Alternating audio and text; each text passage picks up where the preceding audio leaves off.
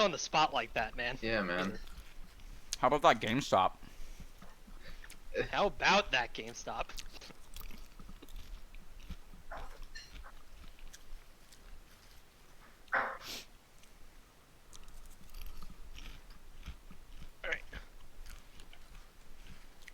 Alright. Do I sound any different than normal? Yeah, you sound way less shitty. Nice. I don't hear the sounds of kitchen noise either. So that's cool. That's pretty poggers. Yeah. What is today's PogChamp? They stopped doing PogChamp for the day. Oh, really? Yeah. What, did they just remove the emoji entirely, or No, just... okay, so what they did was they secretly ran a PogChamp contest without telling us. Oh, based on which PogChamps of the day get used most often? Yeah. Ah, And then that's so clever. at the end of the month, they did they were going to do a bracket. They were going to have everyone vote in like a head-to-head single elimination bracket of all of the PogChamps to see which would become the new PogChamp. But then they Who's realized the that would most take too poggers? long and no one cared that much. So they skipped straight to the finals, which was Komodo Hype versus whichever one of the PogChamps of the day got used the most that day. And Komodo Hype won, so now Komodo Hype is the PogChamp forever. And it's theorized that they rigged the vote because a Komodo dragon can never be canceled for saying slurs or supporting the revolution. So, Mm-hmm. they have produced an uncancelable PogChamp. Yeah, Yeah, man. that's the lore. So now it's just Komodo Hype, but we've just reclaimed PogChamp. So Yeah, it's just like with VTubers. They created an uncancelable Let's Player.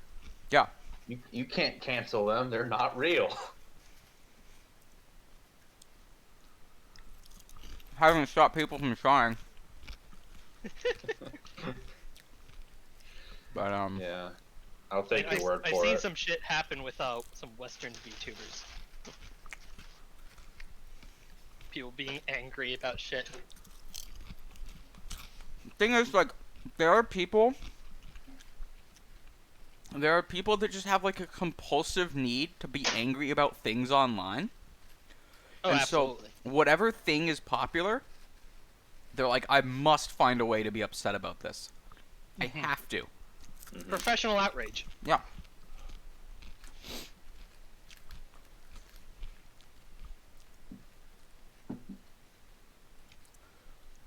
All right, place your bets. How late into the episode will Nick show up? I'm going for 7:20. 7:20. That's pretty early. I give him like 8 o'clock. Yeah, I'll split the difference and go 7:45 to get You a can't nice even split the spread. difference. That's cheating. Well, the thing is, right? If you guys are both wrong, then I'm still wrong.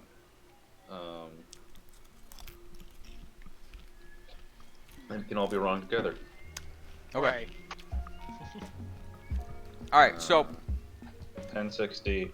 The Uh-huh. Return of Parnell. what's amazing about this part of this chapter Mhm. is it like they spend like 20 pages talking about nothing, and then important things happen for like a page, and then they spend like 10 pages talking about nothing, So and then it's a important things Seinfeld happen for a chapter. page. Yeah, man. And Brandon was right. There's no metaphor or like poetry or anything here. Joyce really is just like putting words on the page.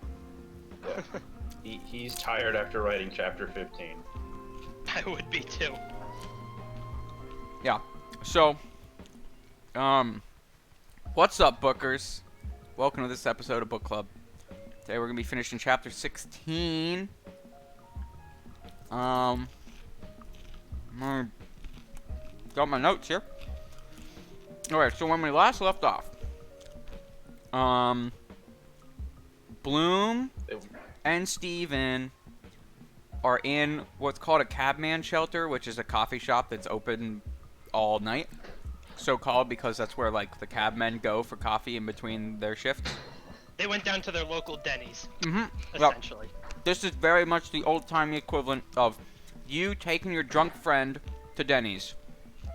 Because it's the only place open, and they're wasted as fuck. And then, Characters happen. yeah.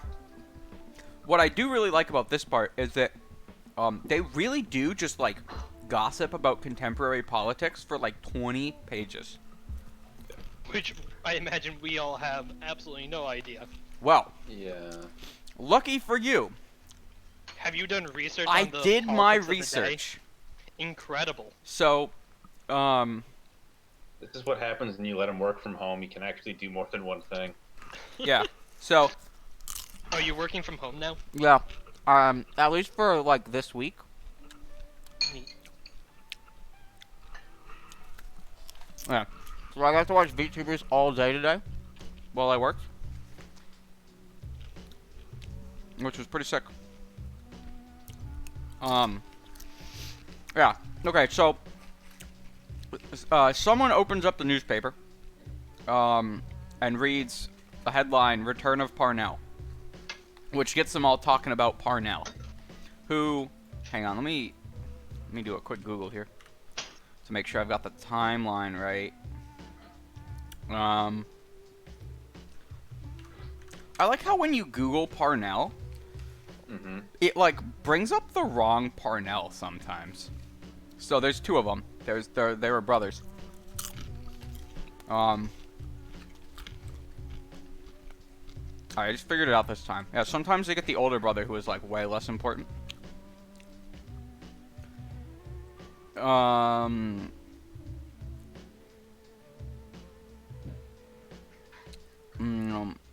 Wait, when did he die? All right, we're starting at the fundamentals here. 1891. Okay. What? 1891. Mm-hmm. This is set in 1904. 4. Yeah. So, how is he returning? What? Returning Maybe, from the like- dead? Maybe like as like a specter.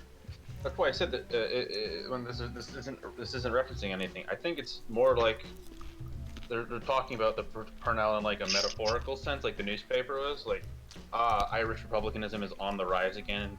There's a ghost haunting the Irish island, sort of deal. Yeah. A No, that frightful actually kind of hobgoblin. makes sense. So, let me talk about the history of Charles Stewart Parnell. So he was Slide, please. a member of Parliament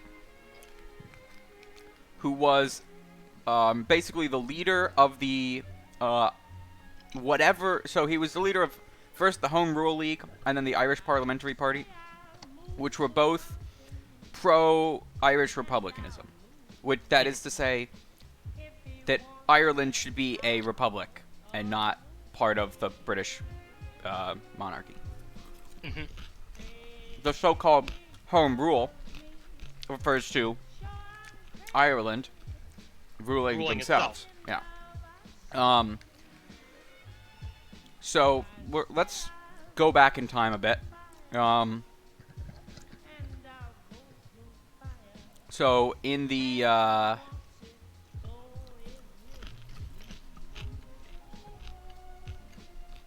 when was it? So 1875 was when he first joined Parliament. He first got a seat. And then from 1880 to 1891 is when he was that was like that was his real career, when he was like very influential. He was like at the time probably like the most influential Irish MP, and he stood a very good chance of getting enough support to just have Parliament pass an act freeing the Irish. And they did this by getting other political parties, because he was a member of the British Parliament, or the English Parliament.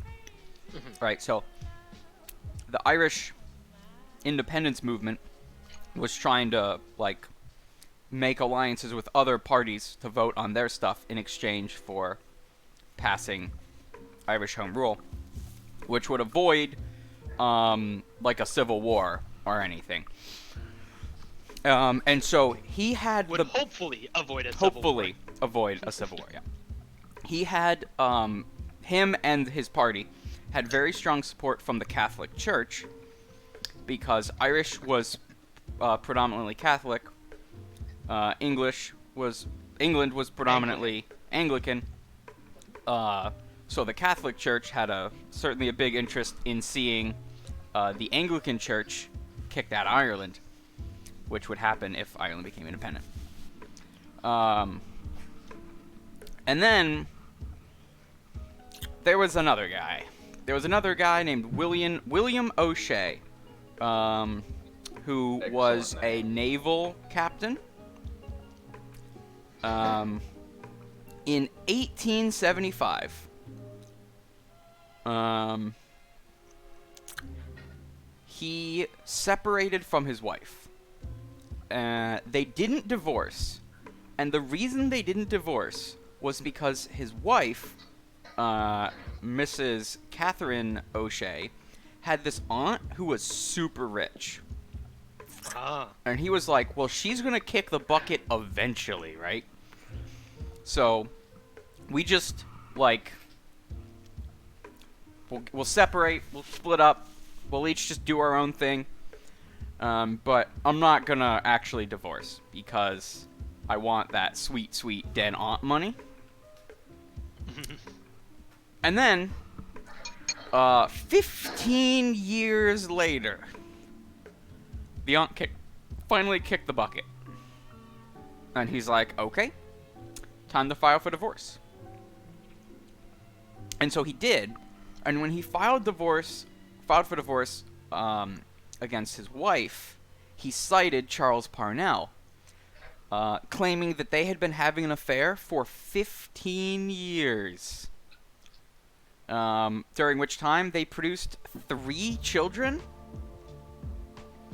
Parnell's like, no, he didn't. And the court was like, yes, you did. And so it turns out that, yeah, he had been having an affair for like 15 years. Or at least the court ruled that he did. I don't know if he actually did or not. They didn't have like paternity tests back then or anything.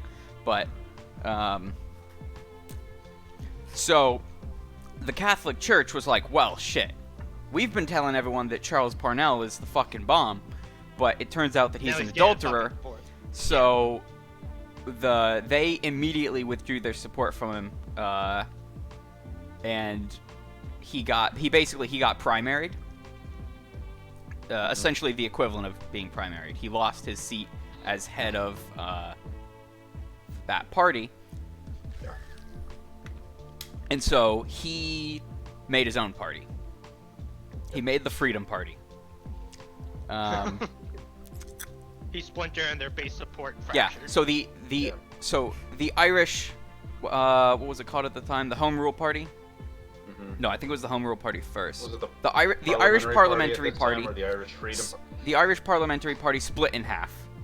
Yeah. Again, not that uncommon for political parties to split. In the 1800s, political stability was like at an all-time low. In the back, post 1848, and it was a mess. It was like this all the time, everywhere. Yeah. Well, they didn't have like a first past the post kind of thing. No. The way American politics does. So there was no like impetus to consolidate political parties. Well, yeah, it's not a Senate and a presidential seat, but rather a general parliament. So. Yeah. Yeah. So, so the party split, and so Irish politicians were very divided on this pro-Parnell or anti-Parnell line. And Parnell, I think he eventually ended up losing his seat in Parliament, and then he just started campaigning his ass off to try and get reelected. and he caught pneumonia from giving a speech in like pouring rain, and then Classic move. died of combination pneumonia and kidney failure, because he was also dying of kidney failure. And he died. And he died, and the Irish Republican movement just kind of like totally fell apart without him as the head. And yeah, that was that. Now, Like- whether or not the Irish independence movement would have actually succeeded had Parnell not had a 15-year affair be exposed, historians are divided, but it was common belief at the time by the Irish that, oh yeah, this totally would have happened.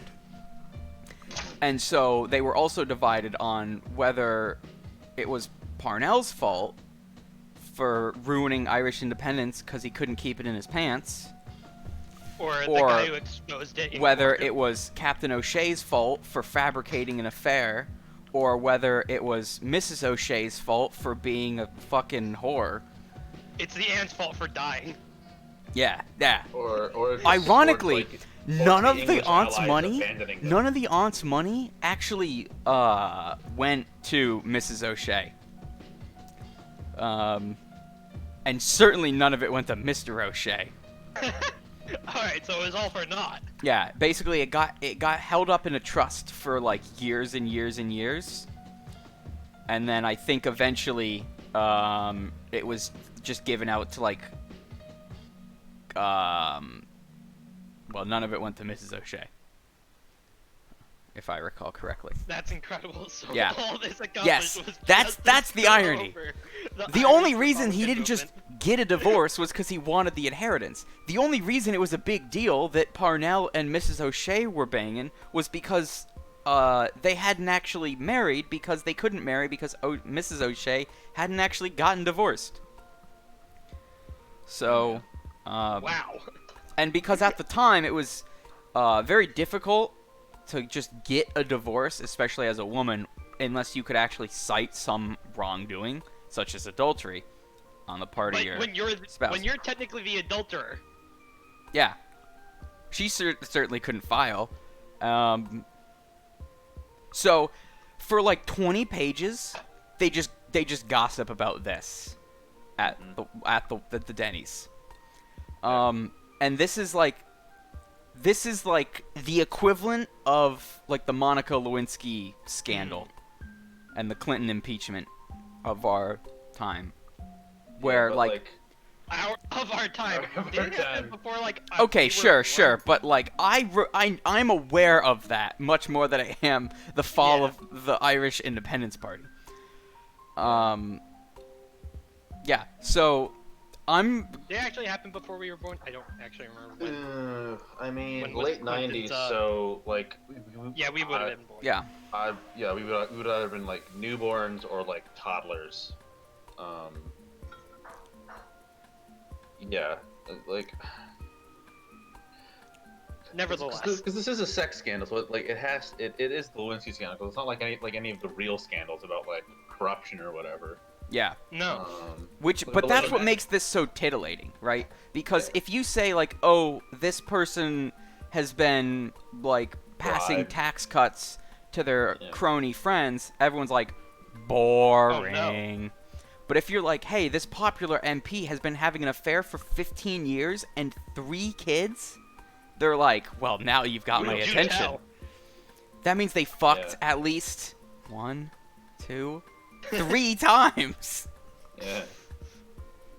But yeah, like imagine if the Lewinsky scandal like sunk the Democratic Party. Imagine if Abraham Lincoln was impeached for getting a blowjob in office, and as a result, the Confederacy just stayed independent. That would be a fun book to write. Ever go on r/world jerking? Occasionally. I hate. I like the posts that are just like shit posting about alternate histories. I mean, what if the South one is one of the less interesting ones because they just couldn't? Yeah, but what if the South won because Abraham Lincoln was impeached for getting a blowjob, and his replacement was just like, war, boring, and just canceled it and went home? There actually was, in real history, McClellan ran against him on like a reconciliation and just sort of ending the war and just whatever, let them go. And if it had That could have actually happened. If it had been for the fact that McClellan was such an incompetent general that nobody liked him. Meanwhile, He could've Abraham lost Lincoln his was like re-election. really tall and really cool. Yeah. Remember, And a never decorated forget, war hero. Abraham Lincoln invented the choke slam. Yeah, he used to just when he was a captain or whatever, sergeant, whatever he was, he would like build rapport with his men by just inviting them to wrestle him and then beating the shit out of all of them. Cause again, he was like 7 feet tall. Yeah. And this was the before Lincoln they Memorial- had invented fortified flour, so everyone was like cripplingly malnourished and only 3 feet tall. Yeah. Like the Lincoln Memorial is life size actually. That's a 1-to-1 scale portrait. Okay, he was actually only 6'4", but I stand by my statement that yeah, everyone was He could dunk. malnourished back then and Man, small. he would tear it up on the court. Kidding me? I mean, the hat as well. Like, Yeah. Oh, he is still the tallest president of all time. Drip. Yeah. All right. Look. Oh, okay, hold on. Historians are divided on how tall Johnson was. Some What, people LBJ say Johnson or was Andrew also Johnson? 6'4". Some people say he was only 6'3". What a fucking manlet.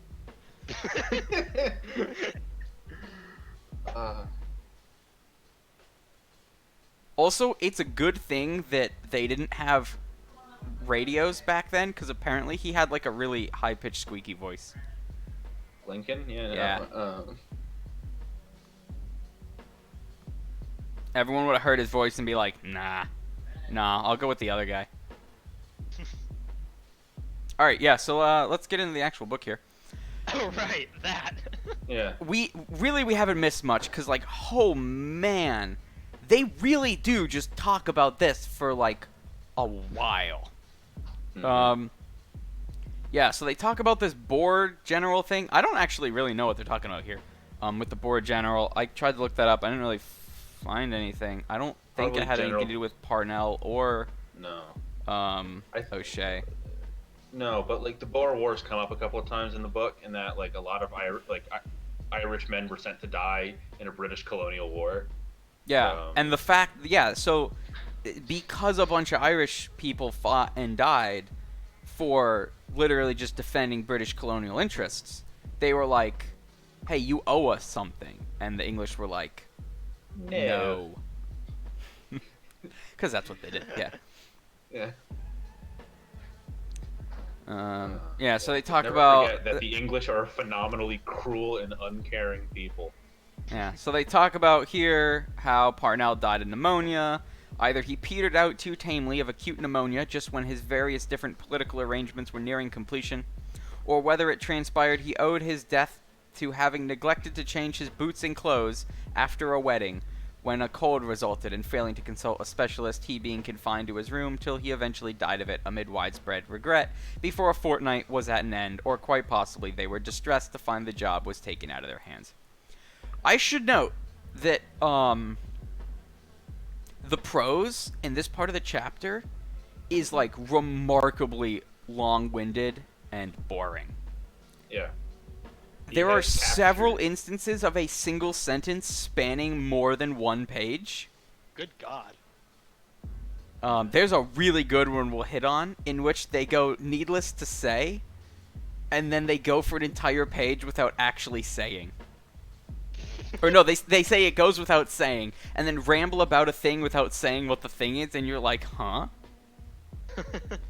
Well, it goes without saying, so they Yeah, don't bother yeah, saying it. evidently. It's like in a movie if they said "as you know," and then they just skip the exposition scene. Yeah. Yeah. Brandon, is there anything notable to talk about between now and when Bloom pulls out the picture of his wife?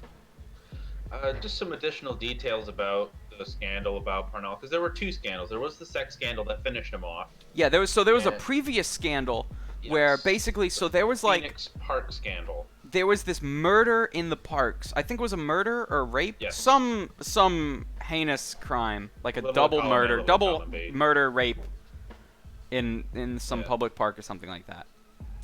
Very scandalous. And been I 2,000 believe that true the crime I believe podcasts that the about it guy back that in was the day. accused was an Irishman. Yep. And then someone forged letters in Parnell's name to a newspaper that was like, hey, you know, just because this guy's a murder rapist doesn't mean he's that bad, because at least he's Irish. And this made this huge scandal where they're like, oh my god, are all Irishmen condoning rape and murder? Yeah, the British press. And then it everyone. took like The many fucking worst. years before the courts I think they said like 185 days of hearings or something like that before the guy who forged them finally admitted, like, yeah, I forged them, please just let me go home. It was like one of his political rivals. Yeah.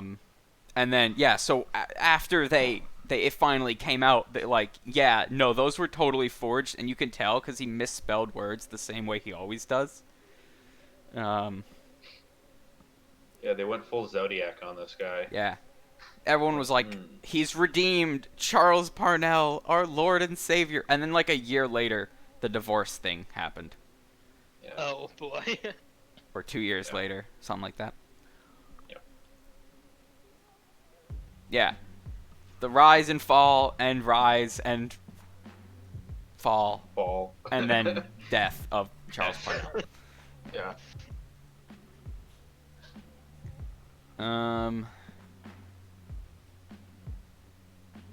Yeah, and they basically do the characters in the book make the exact same jokes we did, where like one guy's like, that which the English whore did for him. And it's Yeah. like, haha. Yeah, because And then Mrs. another O'Shea guy- was English. Yes. So they're like, I do ho like the ho, idea. this is just another way for the English to keep the Irishman down by having 3 kids with him.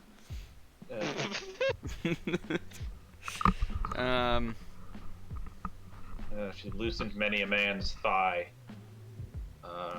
I seen her picture in a barber's.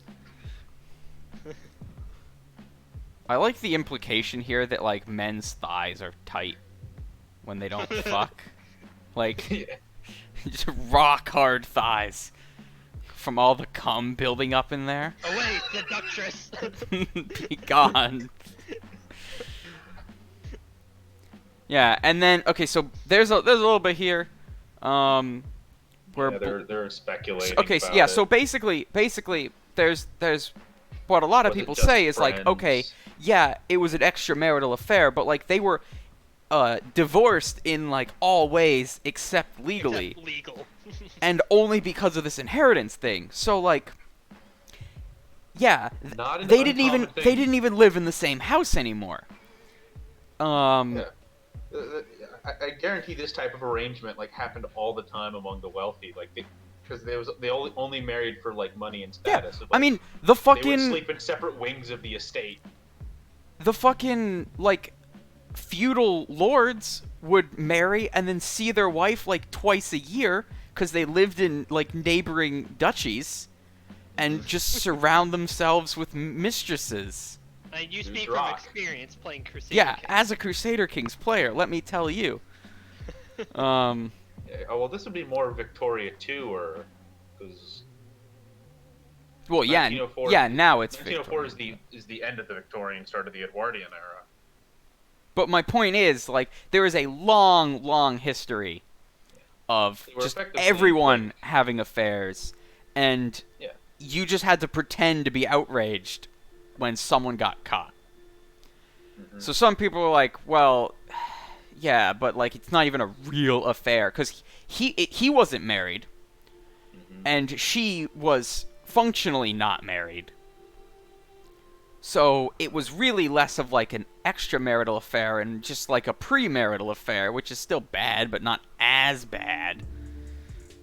But yeah, so Bloom thinks about the whole relationship. First, it was strictly platonic. Is he going to start thinking about, like, in comparison to his wife? That would make sense, but no, not really. That might actually connect to something in the story. That would be too much of a connection. First, it was strictly platonic, till nature intervened, and an attachment sprang up between them, till bit by bit, matters came to a climax, and the matter became the talk of the town, till the staggering blow, gave his welcome intelligence to not a few evil-disposed, however, who were resolved upon encompassing his downfall. Through the thing was public property all along, though not to anything like the sensational extent that it subsequently blossomed into. So it's just saying that, like, everyone who knew them knew that this was like it's like something along the lines of what was known at the time as separation of bed and table, which was a form of not divorce you could do via like the courts, or either they were doing this just like you lived apart. Because it was the Catholic Church, right? Yes. Or Yeah. the Protestant Church or whichever. Catholic Church in Ireland, yeah. Yeah, just would not approve Yeah. divorces. Yeah, so essentially you could get Unless in divorced case in of, the you could get divorced in the eyes of the law, but not divorced in the eyes of the church. But because marriage is both a religious construct and a like political construct, a legal construct, you were still kind of stuck. Yeah, it's Yeah. legal, social, and religious. And then they talk about so during the trial, they would like The all the 180 servants days and of stuff hearings. were like, I really want to go be in court and get my day of fame. So they would just make up a bunch of shit and just be like, yeah, I once saw them having sex on the back of the horse after they got Really? the That's horse pretty into impressive. the kitchen. People would just come up with nonsense. There was one in particular where one of the servants said that on multiple occasions they would be fucking in the bedroom, and then in order to not get caught, like when someone would like go like knock on her bedroom door, he would climb out the window and then climb down the fire escape, and then would like go knock on the front door and pretend like he had just gotten there and was like, why, hello, is Mrs. O'Shea home? And then they would just fuck again. Good cardio. Yeah, dude, fire escapes going up and down those ladders. Yeah, especially this is Victorian time, so those are not like OSHA standard nice gentle stairs. Those are those really steep ones. And then they're like, well, whereas the simple fact of the case was it was simply a case of the husband not being up to scratch, with nothing in common between them beyond the name, and then a real man arriving on the scene, strong to the verge of weakness, falling a victim to her siren charms and forgetting home ties, the usual sequel, to bask in the loved one's smiles. The eternal question. From experience there, Bloom. The eternal question of the life connubial, needless to say, cropped up. Can real love, supposing there happens to be another chap in the case, exist between married folk? Poser. Though it was no concern of theirs, absolutely, if he regarded her with affection, carried away by a wave of folly. A magnificent specimen of manhood. He was truly augmented.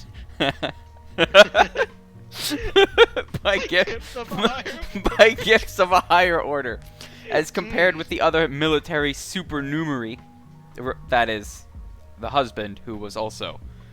They both had military service. The Light Dragoons. Yeah.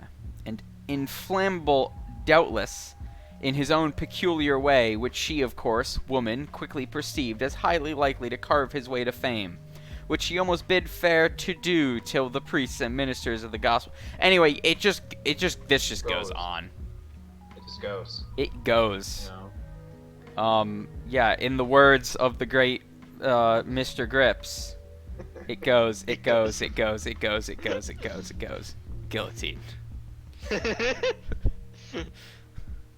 Yeah, and I think the implication there, I mean, Bloom goes on, is like, oh, it's because maybe she was Spanish, and then like, what? What? Yeah, yeah. So Bloom Uh, is like, it's only natural on account of she's half Spanish. She was not half Spanish, although she did live in Spain for a time. Another classic Bloom wrong Yeah. thought. yeah. Just bears out what I was saying, because if you recall earlier on, Bloom was talking about how like the Spanish have the sun in their blood, and it makes them Yeah. like passionate and fiery. The Latin lover trope, Yeah. Hmm. you know. Just bears out what I was saying. He, with glowing bosom, why is his bosom glowing? Said to Stephen about blood and the sun.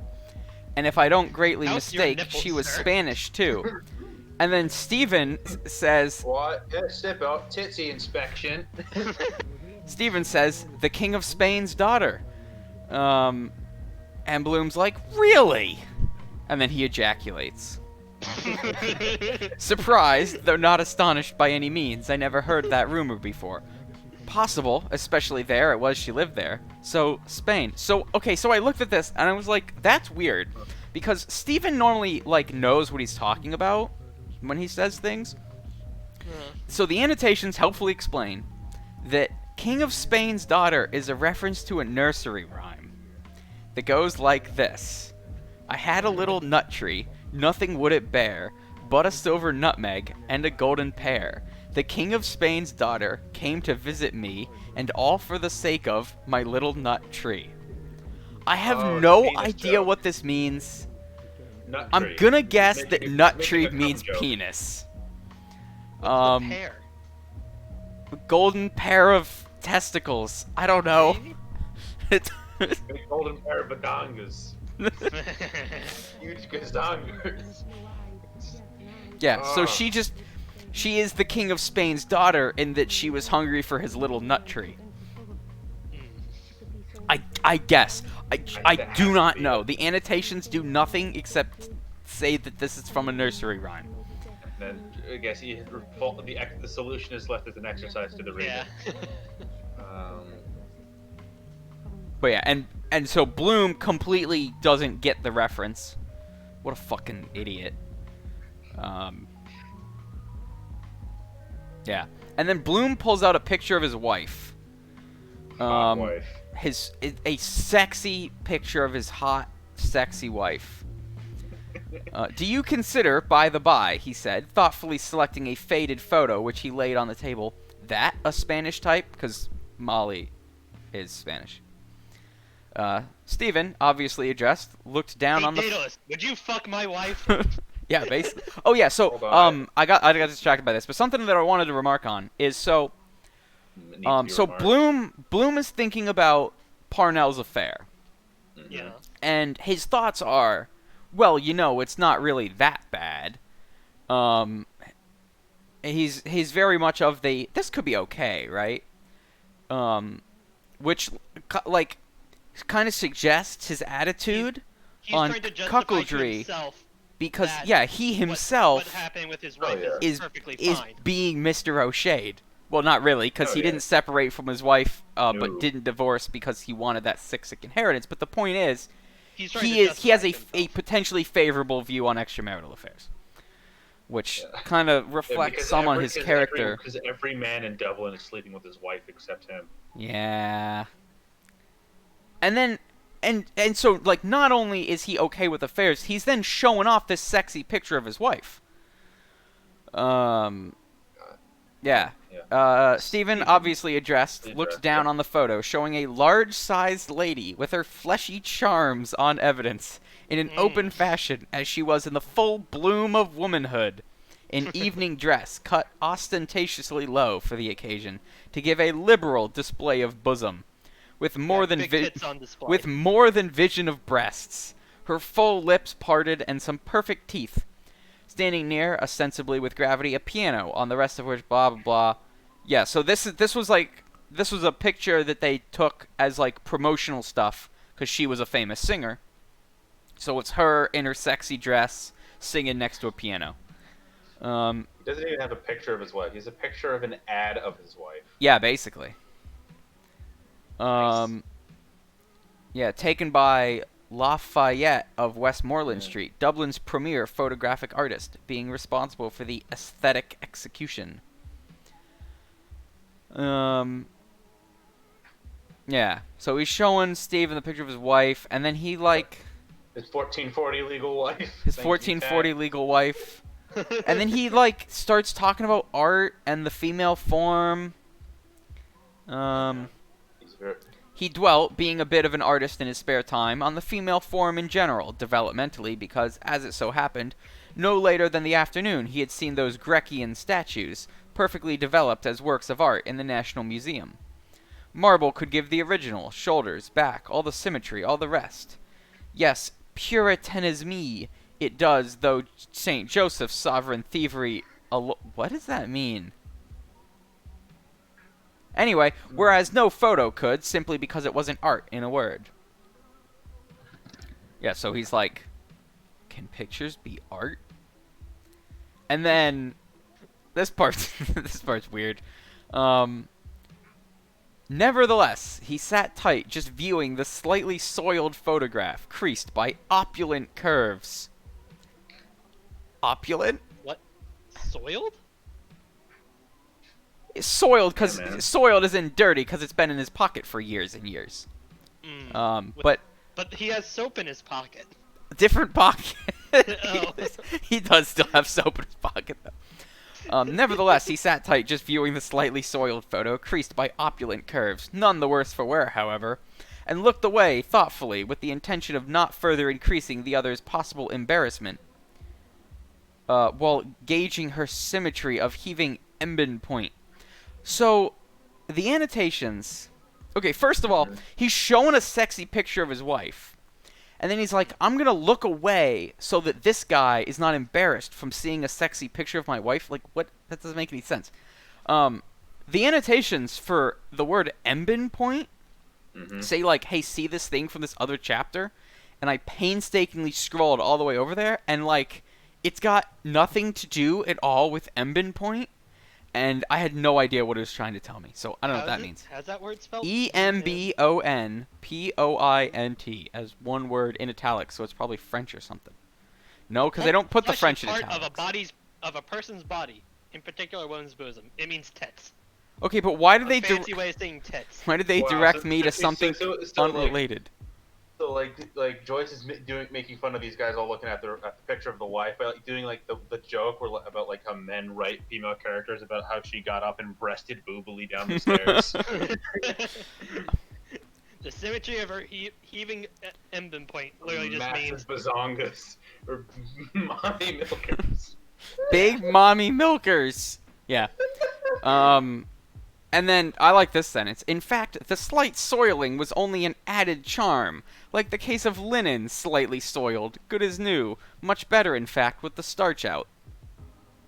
So, okay, this is true that, like, when you get new sheets, after you've, like, washed them a couple times, they get softer. yeah. But, like, so he's looking at this creased, dirty picture, and is like, you know, really, it's better this way. The cum stains add to it. Yeah. It adds flavor and texture. Mm. Yeah, and then he quickly gets distracted. And he thinks about this time when he met Parnell at I'm not exactly sure what it was, but some crowded room, place, street, something, and he got, like, someone elbowed him really hard in the stomach, and then he met Parnell, and, like, Parnell's hat got knocked off. Yeah. Enjoyed the distinction of being close to Aaron's uncrowned king in the flesh when the thing occurred on the historic fracas when the fallen leaders, who's notoriously stuck to his guns to the last drop even when clothed in the mantle of adultery, leaders, trusty henchmen to the number of 10 or a dozen, or possibly even more than, that penetrated into the printing works of the insuppressible, or no, it was United Ireland, and broke up the typecases with hammers or something like that, all on account of some scurrilous effusions from the facile pens of the Rheonite scribes. At the usual mudslinging occupation reflected on the erstwhile tribune's private morals. Wait, where's the hat part? It gets later. Is it later? I have it on. I have my notes say page 170, but it must be later. It's 1072. Okay. Yeah. I just do like a description of how like there Yeah, was here we go. very little daylight back in the day between like elections and just fighting in the streets. Like the idea of that politics is this sort of dignified thing where we just sort of sit around and like and nod and go mm-hmm at each other was like a post World War II thing. And even then only in the countries where like we weren't funding half the government to fight the KGB. Yeah, honestly, the U.S. Congress doesn't have enough fights on the Congress, like on the Senate floor. I saw a TIL post about how there was a brawl that broke out amongst 50 congressmen, and it got stopped when someone's wig got knocked off, and someone else just picked it up and put it back on his head crooked.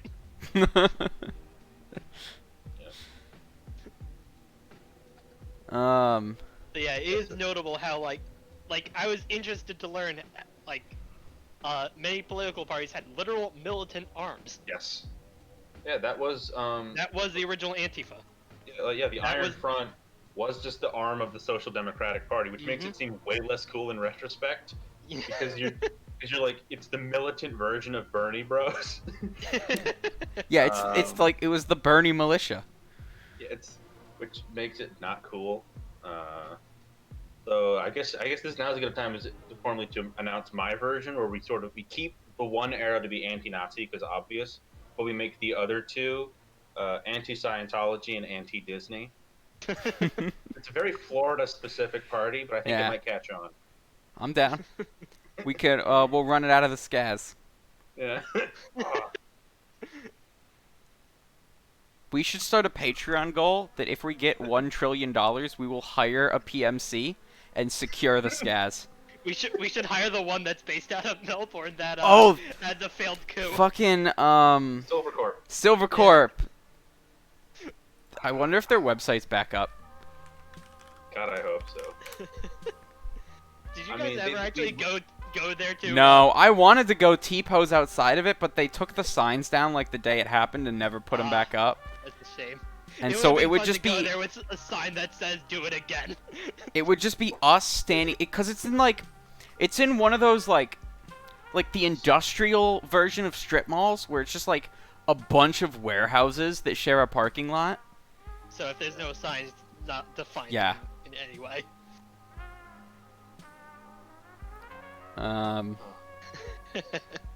My favorite thing about Silvercorp is that before they got arrested for doing a coup in Venezuela, their business model was trying to get schools to subscribe to sign up for a subscription-based service in which they would guard the school against active shooters. Yeah, they would it was like for security $8.99 a month. And they would like red team the school. Huh. Think of it like a Netflix subscription.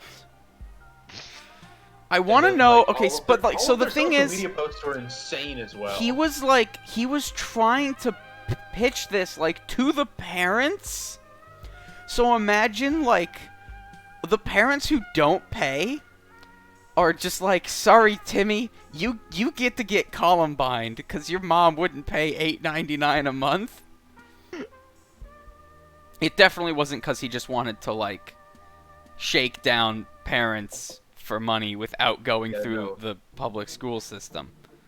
And to, like, make insane Instagram posts about the Nephilim giants. I'm not normally the one to use this term, but what a fucking grift.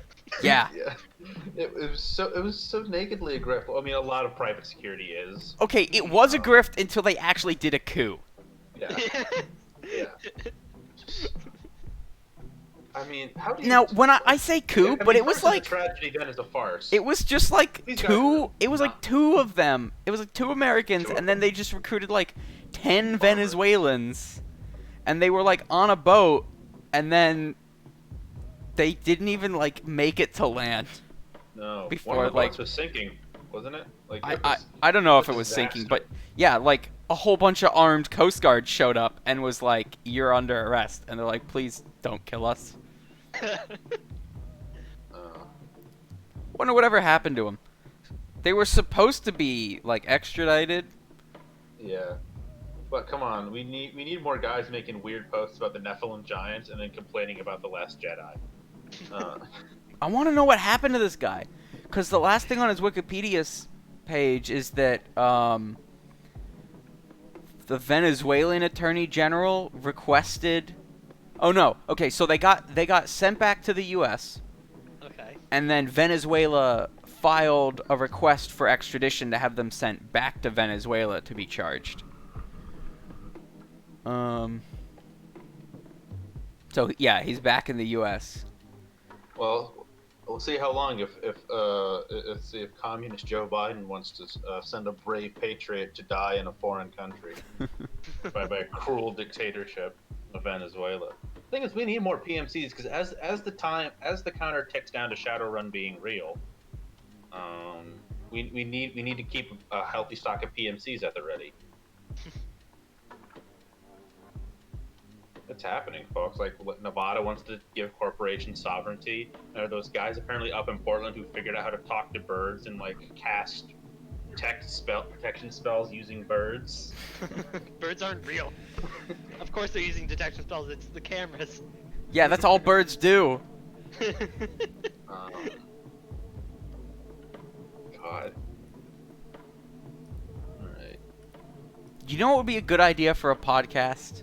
I just had this thought. It's just a podcast of me reading the virtual YouTubers wiki and complaining about how dumb everything is.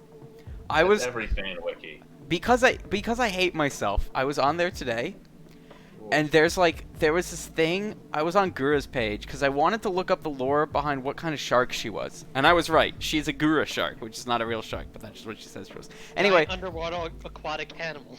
Anyway, she said rubber animal. There's like under her trivia section, she says that like she had said a thing, and then they're like, this may have been a joke. Like, no shit, it may have been a joke. Do you not understand how VTubers work? The characters are not trying to build actual first real serious. Here, hang on. I still have the tab open. Let me see if I can find this here. Fan wikis are the worst place on Earth. Like the actual Hololive wiki is pretty okay. Like the brain rot that sets in once you start reading the wikis is incredible. It's similar to like what happens if you start reading TV tropes. Here we go. So she wants. Okay, so. Guru once made a joke about eating people, and then Ame was like, "It's a good thing detectives aren't very tasty," and then Gura is like, "I beg to differ."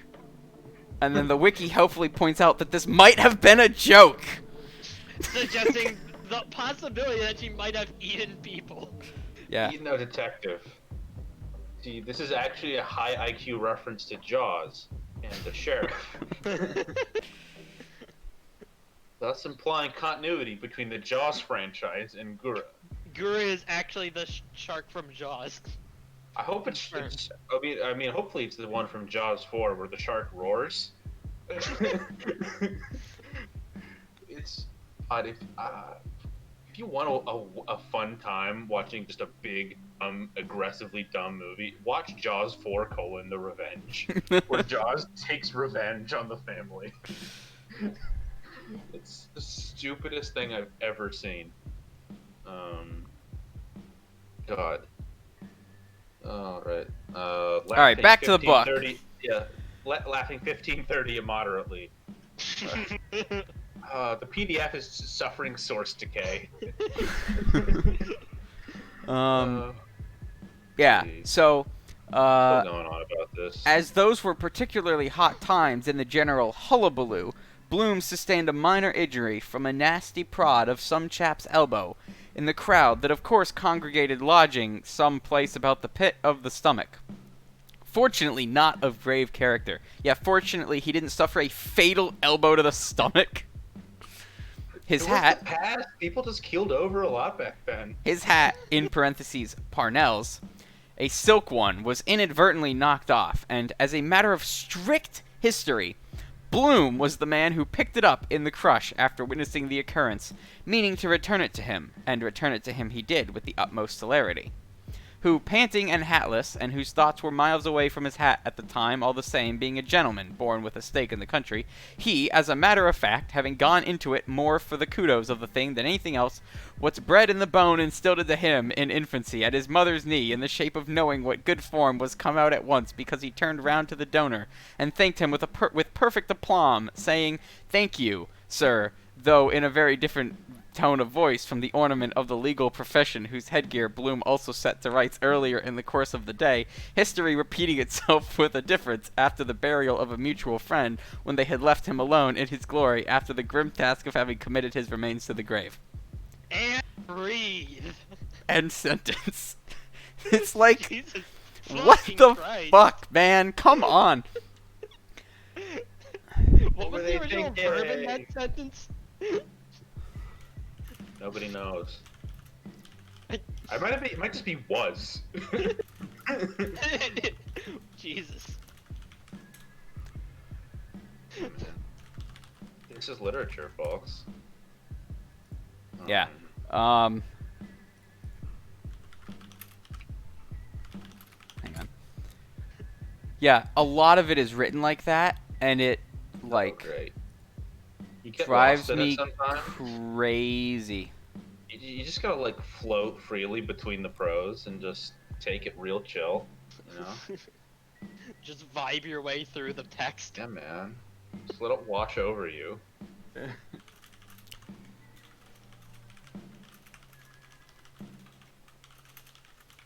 It's, you know. Yeah. So this is it's not that like I'm just picking the sentences that are really long and obnoxious.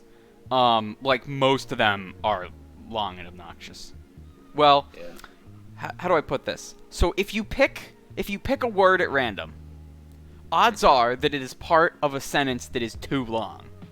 Uh-huh. Naturally, the short sentences have an advantage in numbers over the long sentences because you can fit more short sentences than long sentences, but, like, there's a disproportionate number of very long sentences. You know what would be fun? I should do, like, a histogram. Histograph? Word cloud? No. A chart. A chart of the sentences by diagram. length, and we can get, like, a No. bell curve going.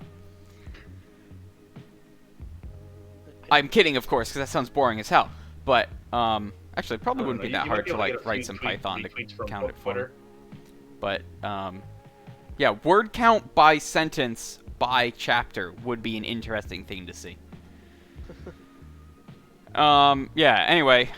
Yeah, so Bloom... okay, so there's this, there's a thing I want to remark on here. So there's, like, this trend of Bloom viewing himself in a very positive light.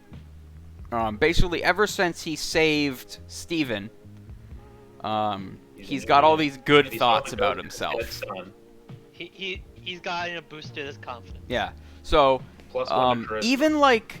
even the way that, like, the narrator refers to him, and because, like, the narrator is effectively himself, right?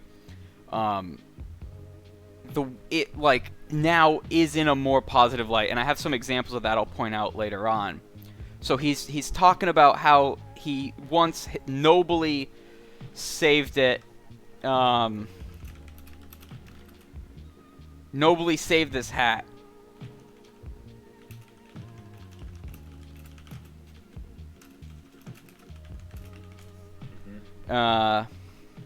Which is like, yeah, okay, sure. You picked up the hat of a celebrity and gave it back to him.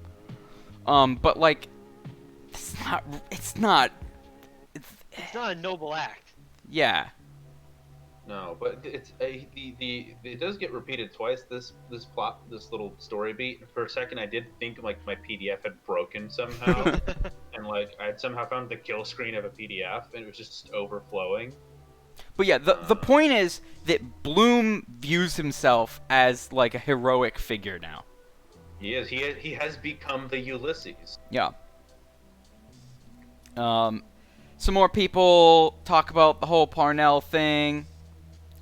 Yeah, so like that was minorly important, and now they just go back to talking about Parnell, and the affair, and wedded lives, and the cause of many liaisons between still attractive married women getting on for fair and 40, and younger men, no doubt, as several famous cases of feminine infatuation proved, up to the hilt. Heh. It was 1,000 pities a young fellow, blessed with an allowance of brains as his neighbor obviously was, should waste his valuable time with profligate women who might present him with a nice dose to last him lifetime. In the nature of single blessedness, he would one day take unto himself a wife. So he's thinking about how one day Steven's gonna get married. No, that's not happening. Yeah, probably not. Steven's clearly got too many mommy issues. Yeah. In the nature of single blessedness, he would one day take unto himself a wife, when Miss Wright came on the scene. But in the interim, ladies' society was a conditio sine qua non. I'm not even going to bother translating that. Though he had the gravest possible doubts, not that he wanted in the smallest to pump Stephen about Miss Ferguson, who is very possibly the particular lodestar who brought him down to Irishtown so early in the morning, as to whether he would find much satisfaction basking in the boy and girl courtship idea, in the company of smirking misses without a penny to their names, buy or try weekly with the orthodox preliminary canter of compliment playing and walking out leading up to fond lovers' ways and flowers and chalks. Yeah, man. Yeah, Stephen really doesn't seem like the guy to go through the elaborate courtship rituals that the Times his mates. He's like the guy who just sort of lie face down on his front lawn and think about his dead parent, think about his dead mom, just to sit there. Like, if he didn't live in that tower and like have friends dragging him out of there to like go do things, I think Steve would be living a very sad life. Yeah, he would just brood forever. Yeah, just stuck in his own head. Imagine what that's like. Yeah.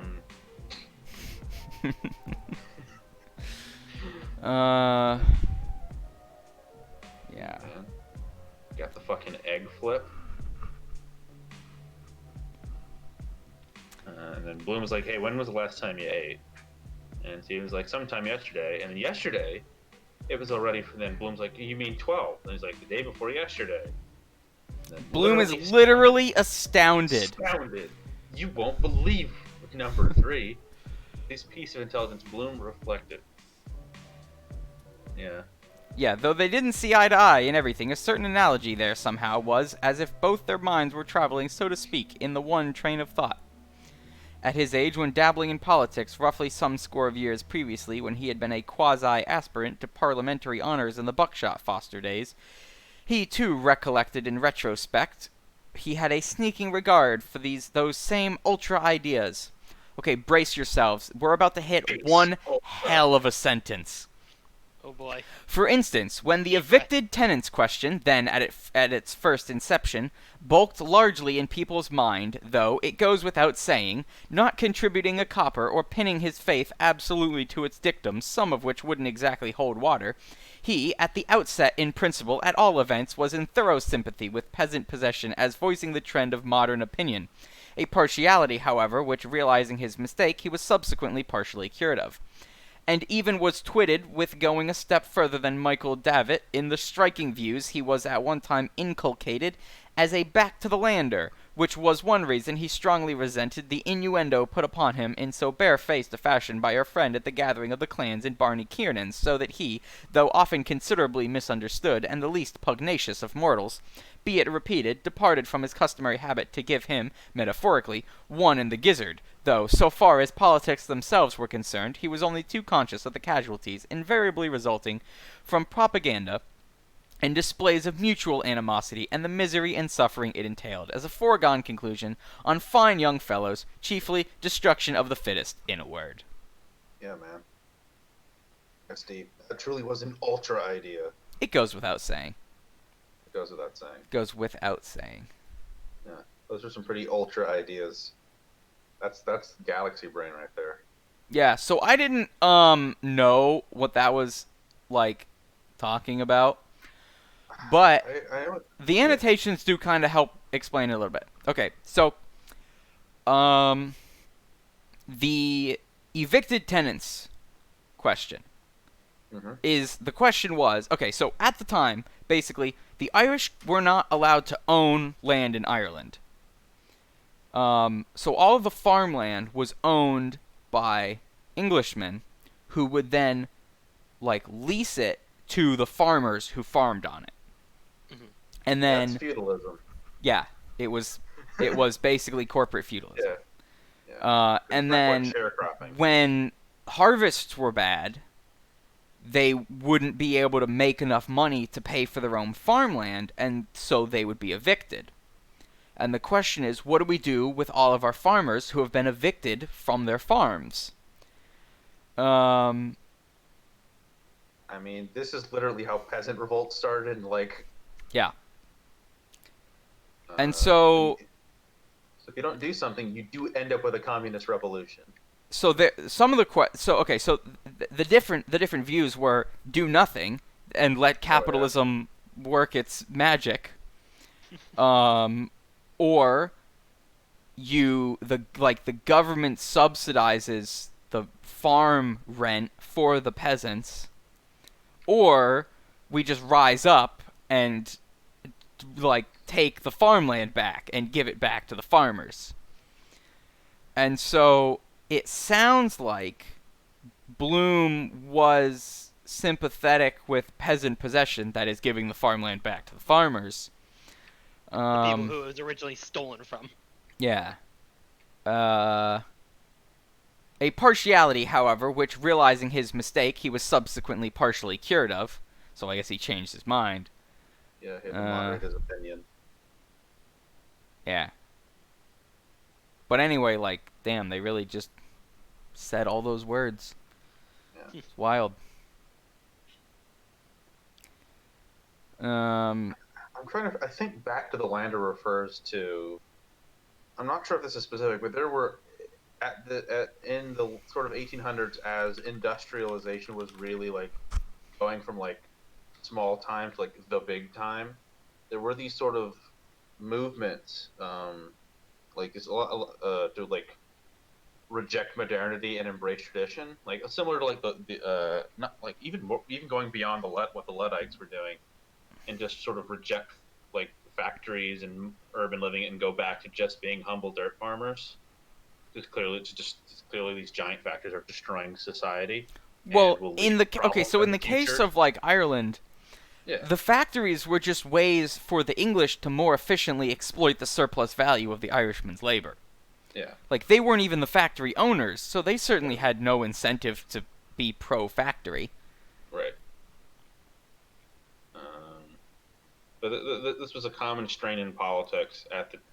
I wouldn't say common, but like a present force in politics was like, should we continue with industrialization and like create a future for as an industrial society? Also, industrial society back then was, like, Hell. bad. Because the factories were, like, in the middle of town, dumping sewage directly into the drinking water, and... Yeah. Children working 25 hours a day. Yeah. That's originally why like the Luddites rose up. It's not because they were anti-technology per se.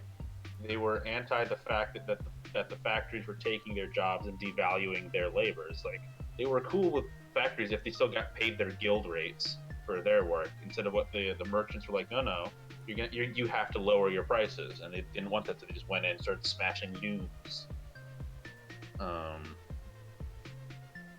Great stuff.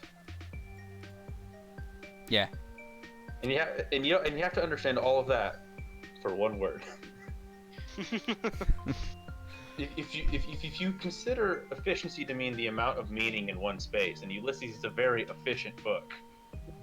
I mean, sometimes. With some of its words, it's very efficient. Yeah. With others of its words, it's extremely inefficient. Yeah, so I have to ask. Yeah. What word Like, they end the sentence with "in a word," but they just spent like 100 words. I think that's a joke. What? I think he says, "Oh, then ends it with in a word," like when like Polonius in Hamlet is like, "Brevity is the soul of wit," and then delivers an entire monologue about the importance of not talking too much. Yeah, I think that was Joyce realizing he wrote this ridiculous sentence. So I'm like, wouldn't it be funny if I said in a word when I've used many words? I'm very smart.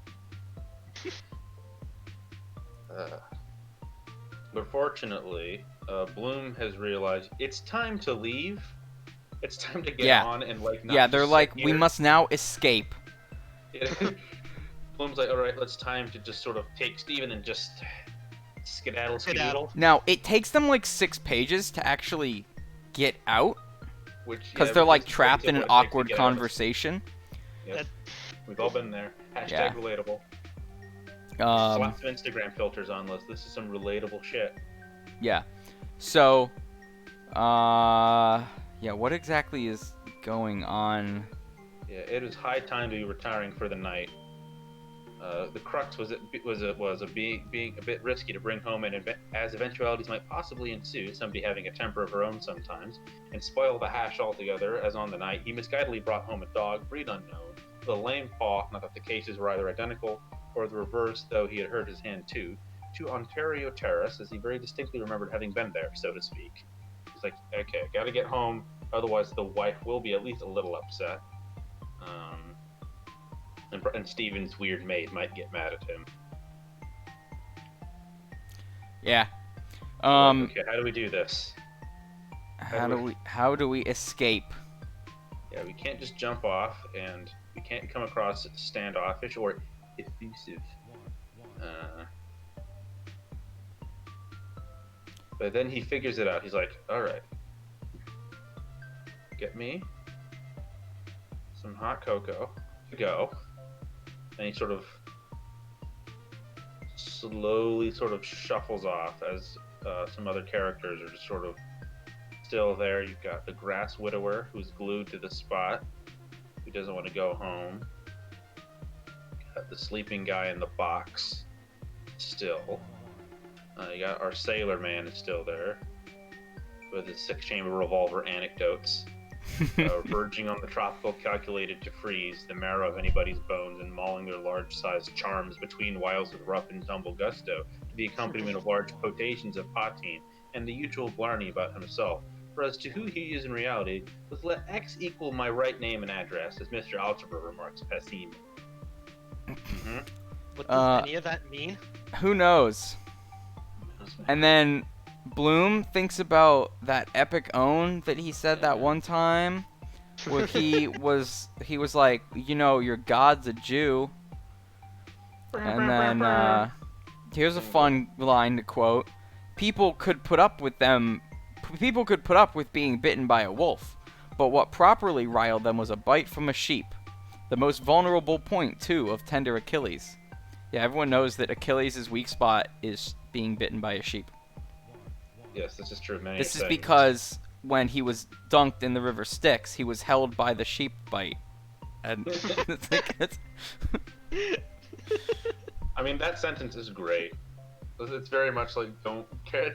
I mean, on the one hand, it's a good bit of writing, and on the other hand, if you want to be really uncharitable to it, it has the reeks of like, be careful who you call ugly in middle school, kind of, or like the quiet kids have often the loudest things to say. Like, it's very easy to take that sort of sentiment about like nobody expects the quiet ones, and now because it's 2021 and Zack Snyder's Joker is coming out. They can go fully Jokerified with it, and now it's about how we live in a society. And then Bloom's like, he says it for another time. Your god was a Jew. Yeah, he thinks it a second time. The high of that own for weeks. Yeah, that's what I was saying. This guy is just like, he's just thinking about how cool he is. And then he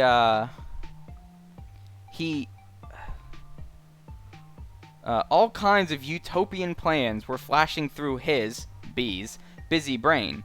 Education, the genuine article, literature, journalism, prize titbits, up-to-date billing, concert tours in English watering resorts packed with hydros and seaside theaters, turning money away, duets in Italian with the accent perfectly true to nature, and a quantity of other things. No necessity, of course, to tell the world and his wife from the housetops about it, and a slice of luck. An opening was all was wanted, because he more than suspected he had his father's voice to bank his hopes on, which it was quite on the cards he had, so it would be just as well, by the way, no harm, to trail the conversation in the direction of that particular red herring, just to... Yeah, I'm not really sure what he's talking about, but now he's, like, fantasizing about... I don't even really know. New Blamutilum. Yeah, New Blamutilum.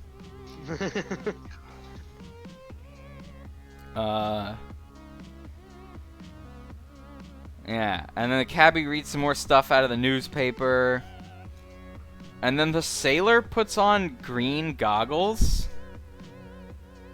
And then Joyce has the fucking audacity to say, to cut a long story short.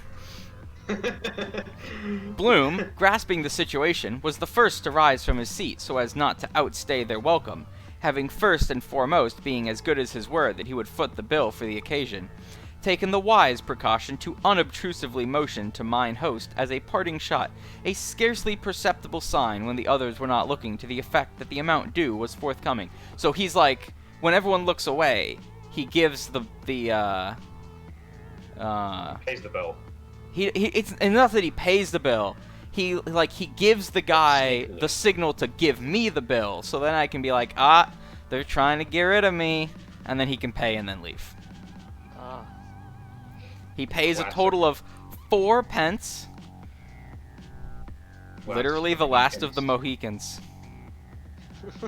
What? Okay. The amount he deposited unobtrusively in 4 coppers. Literally the last of the Mohicans. Wait, I figured it out. Mohicans, Native Americans, Yeah. coppers, brown, Huh. Okay. copper skin. Is There it that is. is that? QED. I'm sold. Yeah. I see you're putting that formal logic training to use. Look, I'm so glad we're fucking done with the natural language shit and we can move on to symbols. Yeah, I am symbols is way irritated. less wordy. Because I'm not sure how I'm gonna type in some of those symbols on my keyboard because I don't exactly have a double-ended arrow key. I'll figure it out. It's okay. There is like an alternate typable notation. Terrifying. Uh, I'll just yeah. draw it on paper and I can send them terrible JPEGs. And then oh, okay. I think we missed this. But at some point, Bloom is like, Steven, why don't you just come spend the night at my place? Because I live nearby. Mm-hmm. And then, for once, like, hey, Oh, wow. it's Nick. 8 o'clock. What time? Oh! 8 o'clock. Who guessed 8 o'clock, huh? Which one of us guessed 8 o'clock? Very This impressive. fucking guy! Let's go! Look, I got shit to do while there's light out, and then I gotta eat. It's like less than a minute off, too. Holy shit. Anyway, welcome, Nick. So Bloom is like batting 1,000 tonight because, All that. for once in his fucking life, he is correct about something that someone else doesn't know. So Bloom and Steven are like walking out. Steven, again, still fucked up. I don't think he ever ate his roll or drank his coffee. He just kind of stirred it. Steven's like, why do they put the tables upside down at night? I mean, the chairs upside down at night on the tables in the cafes. And to which, impromptu, the never-failing Bloom replied, without a moment's hesitation, saying straight off to sweep the floor in the morning. And then, after saying this, An actual correct Bloom thought. yeah, after saying this, he begins to skip. Bloom is now skipping with joy. So he really is, like, this is the highlight of his life. To sweep the tables, dumbass skips out. Yeah. Yeah. And then they walk home, and Bloom notices that the watchman is still asleep in his watchman box. And Now they're talking about music. yeah, then they So they start turned talking on. about music, and Bloom is like, I prefer the Catholic musics to the Protestant musics. And he just talks about Yeah. the musics that he liked, which are just songs. There's nothing deep to it there. No. All of these things, these are all like. The thing is, he does highlight these that Bloom is an amateur when it comes to listening, because these are all the sort of stuff you learn about in like music appreciation 101. So Bloom's still like not thinking deeply, but he is thinking correctly, which I guess is the first step. Yeah, and then so Bloom is Also, talking big about how ups to much Bloom he for likes. Not liking Wagner. Yeah, Bloom's talking about the music he likes, music he doesn't like, and then Steven talks about how he likes Shakespeare's songs. And then he says, where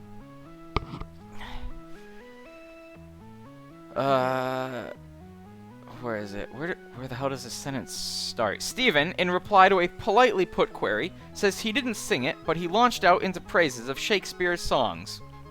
At least of in or about that period, the lutenist, Doland, who lived in Fetter Lane near Gerard the Herbalist, who anno ludeno hossi Dulandus, an instrument he was contemplating purchasing from Mr. Arnold Dolmetsch, whom B did not quite recall, though the name certainly sounded familiar, for 65 guineas, and Farnaby and Son with their Dew and Combs conceits, and Bird, William, who played the virginals, he said, in the Queen's Chapel or anywhere else he found them, and one Tompkins, who made toys or airs, and John Bull.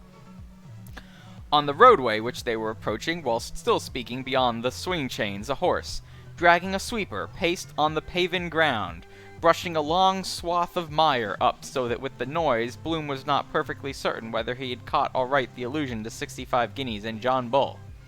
He inquired if it was John Bull, the political celebrity of that ilk, as it struck him, the two identical names, as a striking coincidence. Okay, so, John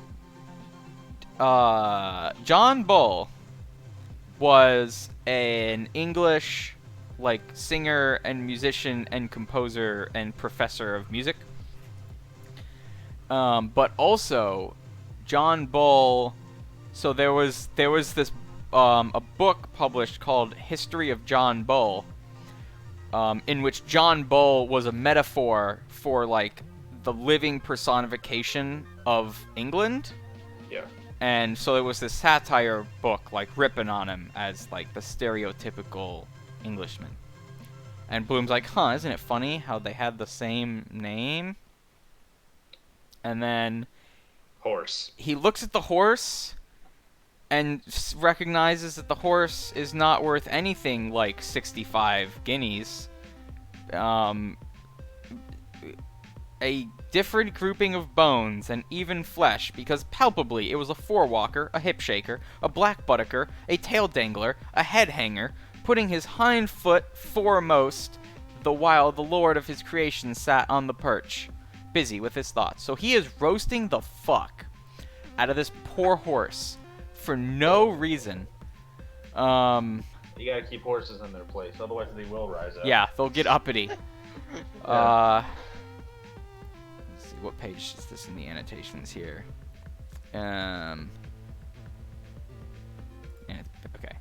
So, a forewalker is a horse whose 4 feet are not coordinated. That is to say, it walks like a mouth breather. A hip shaker is a horse with like a lopsided hip, one hip lower than the other, so it again doesn't have a proper gait. A black buttocker. So to buttock means to overtake in a horse race. And a black Bodeker is a horse that has been overtaken so much that his butt has turned black, meaning he's slow. A tail How dangler. does being overtaken turn a horse's butt black? Is it the dirt that gets kicked up on the track? What? Am I a horse guy? I don't know. It's a metaphor. Obviously, a tail dangler is a horse whose tail dangles, and a head hanger is a horse whose head hangs. And putting his hind foot foremost.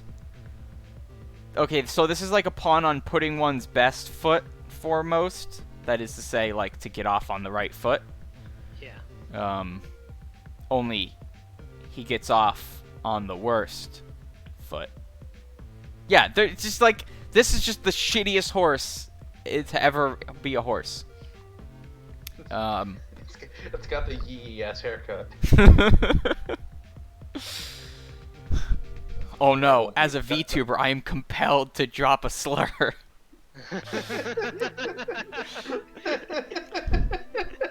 The siren song calls out to me. Oh, that won't beat this. Yeah, now it's all dated. That's a shame. Before that, this was timeless commentary. He was just a big, nervous, foolish, noodly kind of horse without a second care in the world. But it was no animal's fault in particular if he was built that way, like the camel, ship of the desert, distilling grapes into potheen in his hump. Here's another Bloom wrong thought. Camels don't distill grapes in their lump. That's not what they do. I think it's true. More camels don't. Yeah, and so they're walking along, and Bloom is like, my wife would love to meet you. My wife. My wife, he intimated, plunging in medias res, would have the greatest of pleasure in making your acquaintance, as she is passionately attached to music of any kind. He looked sideways in a friendly fashion at the side face of Stephen, image of his mother, which was not quite the same as the usual handsome blackguard type they unquestionably had an insatiable hankering after, as he was perhaps not that way built. Still, supposing he had his father's gift, as he more than suspected, it opened up new vistas in his mind, such as Lady Fingal's Irish Industries concert on the preceding Monday, and aristocracy in general. So Stephen's father, Simon Daedalus, was a successful musician, is now like a broke drunkard. Yeah, that's how it works. Yeah, as all washed up musicians become just sad alcoholics.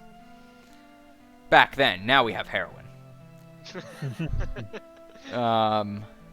27 Club, where are they now? Still dead. And then Stephen sings some German song. These opening bars he sang and translated extempore.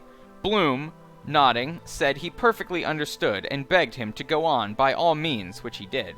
A phenomenally beautiful tenor voice like that, the rarest of boons, which Bloom appreciated at the very first note he got out, could easily, if properly handled by some recognized authority on voice production, such as Baraclough, and being able to read. I'm not gonna read all that shit because, damn, that fucking goes. Again, it goes. But he's thinking about how Stephen could be successful as a musician. Because like he looks pretty and he's got a nice voice and he can play well to the aristocrats who love this sort of crap. Yeah. You could sing well for like for the Christmas mass. Oh yeah. This could, like, get one all the ladies. One other thing that I meant to point out that I missed. Let me back up a bit here. Ooh. So the narrator, who again is Bloom. Where is this? Yeah. The narrator himself refers to Bloom as our hero.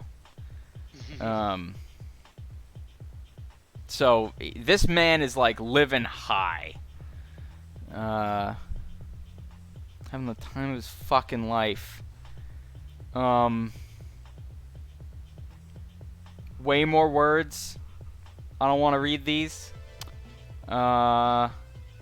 Yes, beyond a shadow of a doubt, he could with all the cards in his hand, and he had a capital opening to make a name for himself and win a high place in the city's esteem, where he could command a stiff figure and, booking ahead, give a grand concert for the patrons of the King Street House, given a backer-up if one were forthcoming to kick him upstairs, so to speak. A big if, however, with some impetus of the go-ahead sort to obviate the inevitable procrastination, which often tripped up a too much feted prince. Feted? It's got a little thingy above the E. Fetid. Fatade prince of good fellows. And it need not detract from the other by one iota, as being his own master, he would have heaps of time to practice literature in his spare moments when desirous of so doing without its clashing with his vocal career, or containing anything derogatory whatsoever, as it was matter for himself alone. In fact, he had the ball at his feet, and that was the very reason why the other, possessed of a remarkably sharp nose for smelling a rat of any sort, hung on to him at all. The horse was just then. And later on, at a propitious opportunity, he purposed, Bloom did, without anyway prying into his private affairs on the fools step in where angels principle, advising him to sever his connection with a certain budding practitioner who, he noticed, was prone to disparage and even to a slight extent, with some hilarious pretext, when not present, deprecate him, or whatever you like to call it, in which Bloom's humble opinion threw a nasty sidelight on that side of a person's character, no pun intended.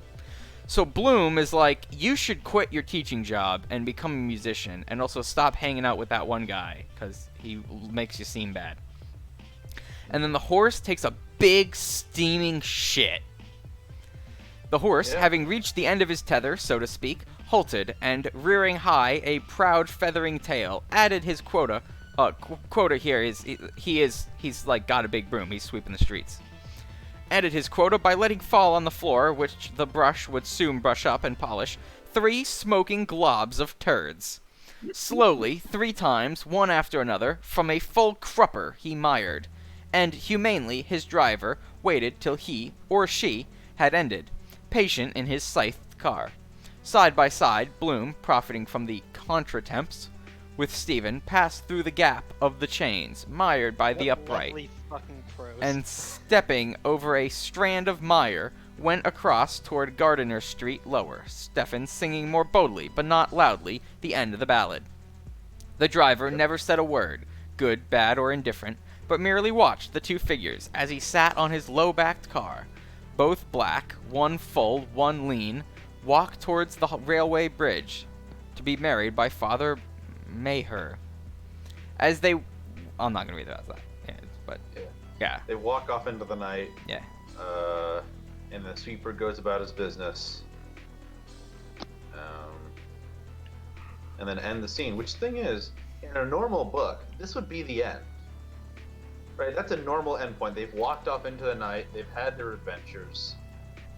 Bloom has achieved self-actualization. Yeah. Stephen is no longer completely blackout drunk. But no, it'll keep going next week. Yeah. We've got How many 2... more chapters we got? I believe 2 chapters, and which is 200 and some odd pages. So, about 4, maybe 5 episodes. Maybe. We'll see. Apparently, like, the ending is the part of the book that's considered, like, really good. So we might go a bit slower there. But, yeah. What are some closing thoughts on Chapter 16? I like Chapter 16 in that, like, it actually has some, like some character development, I guess. Like, Bloom goes all day thinking about how he's a cuck, and then, like, finally is able to do a good and helpful thing. Yeah.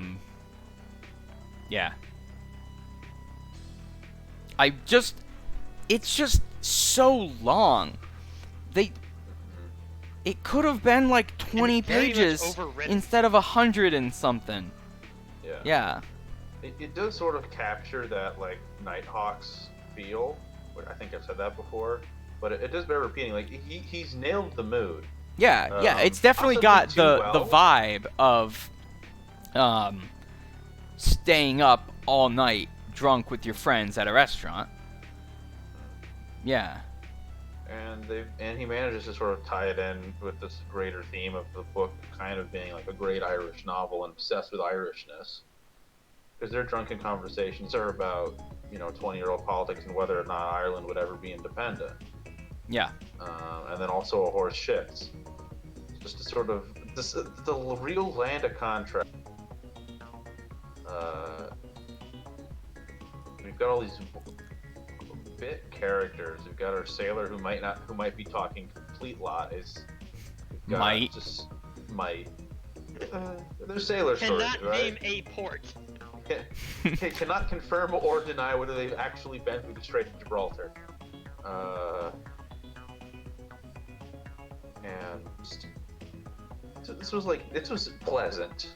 This was just a nice, pleasant time. Yeah.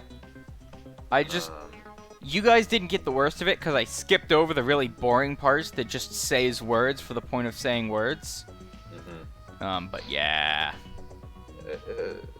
It kind of reminds me of like the very early, where you just sort of like get lulled along by the rhythm of the words. They kind of stop really meaning anything. Yeah, I mean, I had fun reading it, but I was like, no thoughts, head empty. Yeah. What does any of this mean? At least for this one, like it doesn't matter if it doesn't mean anything because it's not there. Yeah, I mean, it does actually means, most of it doesn't mean anything, but there are parts that do mean Bits things. of it mean something. Yeah. But it's not like the other chapters were like there was so much subtext packed into it. This one's a lot more like. Honestly, this chapter has on its level between like text and subtext, like a regular novel, where you don't have to break out like an entire encyclopedia of like multiple subjects and in different languages, and understand medieval history of an obscure German state or whatever. Yeah, you really just need to read the Wikipedia page for Charles Parnell, and you'll understand everything that they're talking about. And that would have been like public knowledge gossip at the time. Yeah, More or so, less. yeah, at the time, it would have been, So book was published in 1918. The scandal happened in the 1880s. yeah, it happened, the scandal happened in 1890, so, Like you said, it would have been the equivalent of the whole Monica Lewinsky. yeah, Lewinsky, it's a bit older than that. So from our perspective, maybe something closer to like Iran-Contra in terms of timeline. Me. Except that's like an actual, Yeah. yeah, that was like a Yep. real scandal. But like that actually has fucking consequences. Yeah, like outside of- just strictly temporally speaking, it's about like as far away from as Iran-Contra is to us. But like, what actually happened? It's the Lewinsky scandal, or when that Anthony Weiner guy got caught sending dick pics. Very or funny, because his name was Wiener. when Weiner. Yeah. Or when like Senator Al Franken had to resign because there's some inappropriate photos from a comedy tour. Oh man, the inappropriate photo, okay, I mean, so, they were technically inappropriate in like the literal sense that you gave. Hey man, that's not cool. I'm not sure it's career ending. Wait, what is this? all he did was like put his hand on her shoulder during a photo shoot. Yeah. And then she Like, said she like was 10 asleep. years later, she's like, that time when he put his hand on my shoulder during a photo shoot.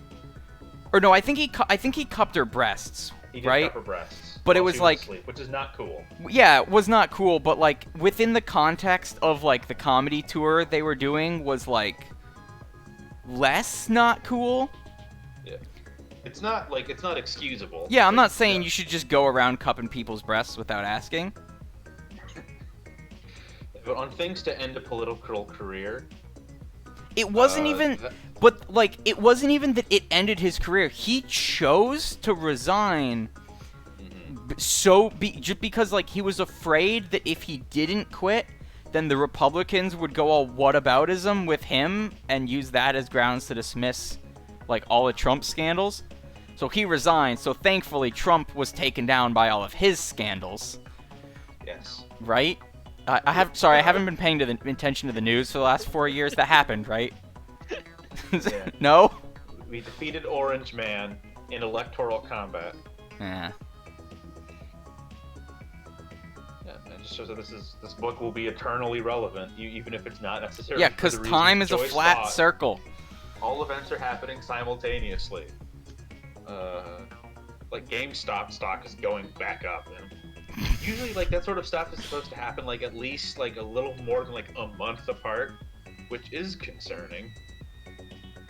Yeah, but that's for a different podcast. Yeah. This is not a financial podcast. We are not financial advisors. Do not